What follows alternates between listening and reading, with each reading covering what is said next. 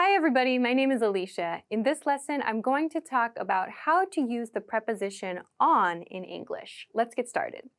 The first use of on that I want to talk about is with days of the week. We use on before days of the week when we're talking about our schedule. This can be for future tense, for past tense, anytime. Some quick examples: on Tuesday or on Saturday. We also use it before the weekend. On the weekend, like when you're talking about your plans. I'm going to go somewhere on the weekend, or I went somewhere on the weekend. We use on before the weekend as well. If you want to talk about a specific time of day plus the day, you also need to use on. So that means on Monday night, for example, or on Sunday afternoon. So yes, even though you're talking about like night or afternoon, we don't use the prepositions we usually use with these, like at night or in the afternoon.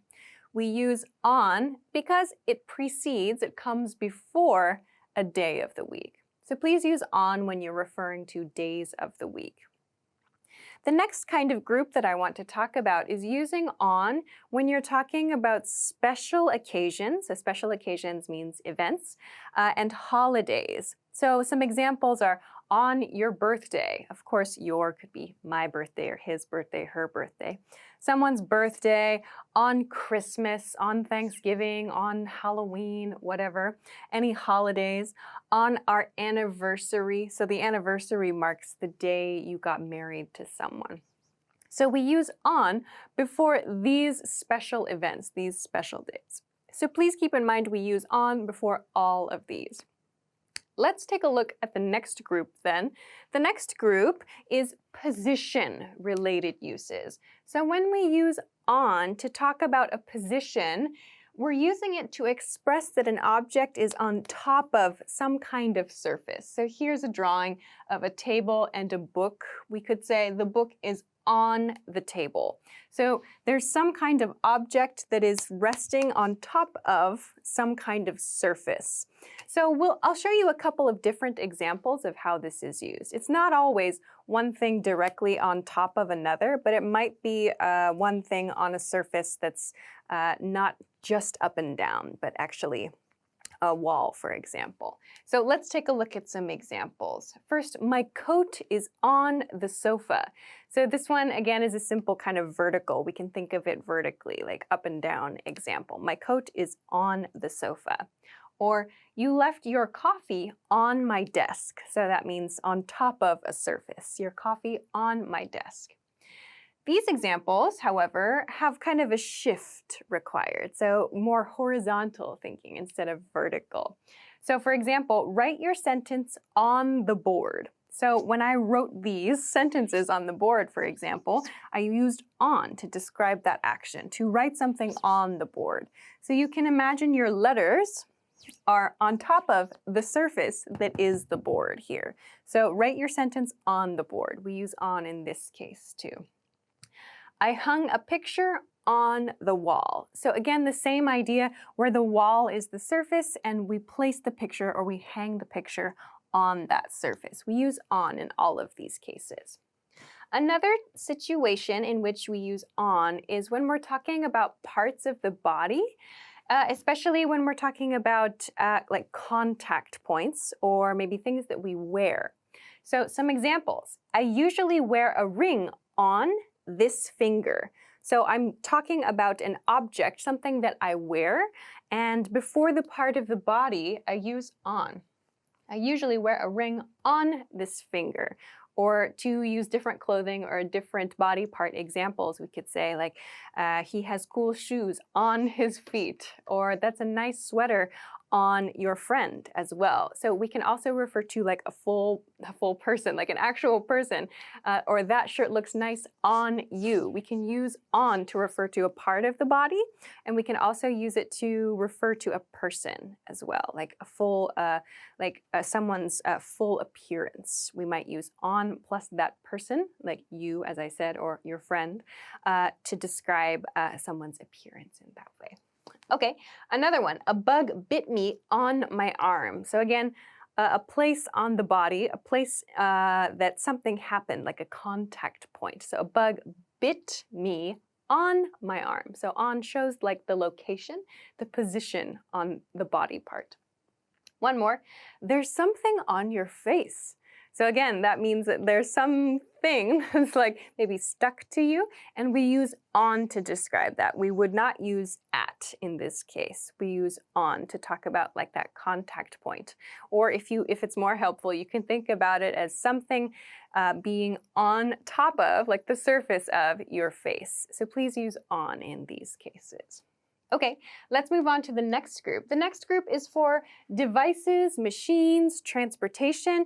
We use on to talk about all of these types of things. So some very common example sentences might be, I'm on the bus right now. I'm on the bus. So on comes before the type of transportation. You could say, I'm on a plane right now, or I'm on a train right now.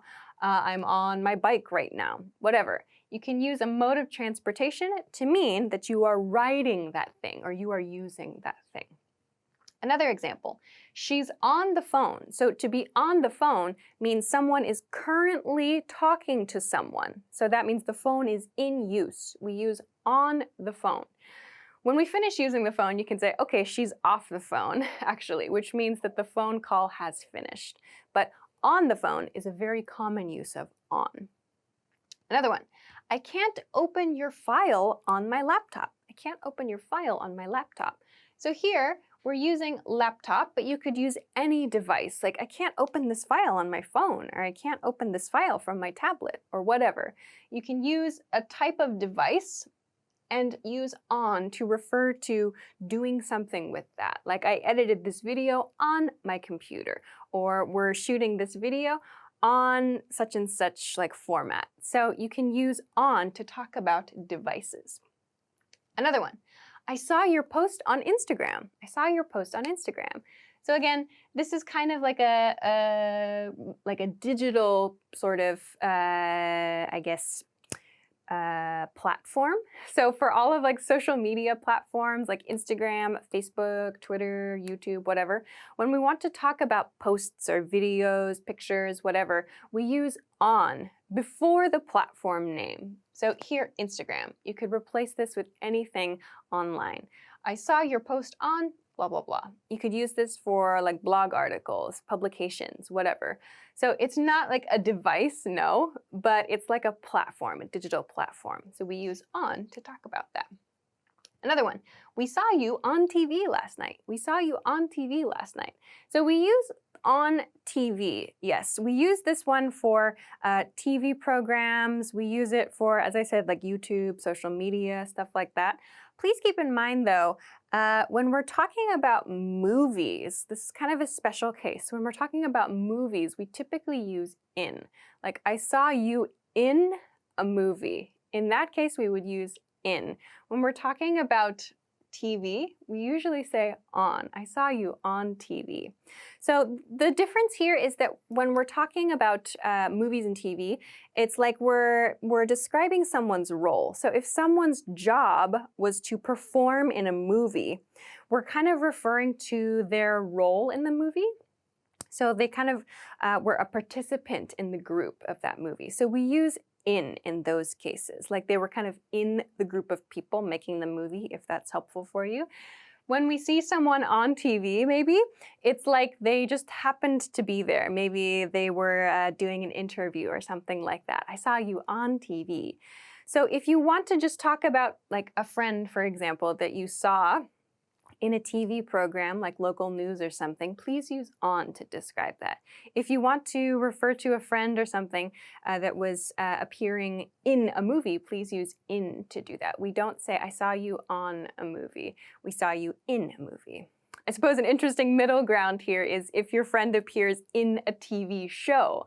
So if your friend is an actor or an actress or something like that, use in to talk about that. Like, my friend is in this TV show. But if you want to talk about like if you just happen to see something that's like a show on TV, we use on to describe that. So please use on in most cases for TV, unless you have friends who are actors and actresses. Okay, Let's go to the last group here then. The last group that I have is this common expressions. Common expressions. There are many expressions that use on, and unfortunately there's not an easy rule to remember all of these expressions. We just have to study them like vocabulary words. But I want to address a few very common ones that may cause some confusion from time to time. The first expression is on time. Lots of people ask me, what is the difference between on time and in time? On time means something happens at the scheduled time. For example, the bus arrived on time. So the bus arrived at the scheduled time. Or we didn't start the meeting on time, meaning we did not start the meeting at the scheduled time.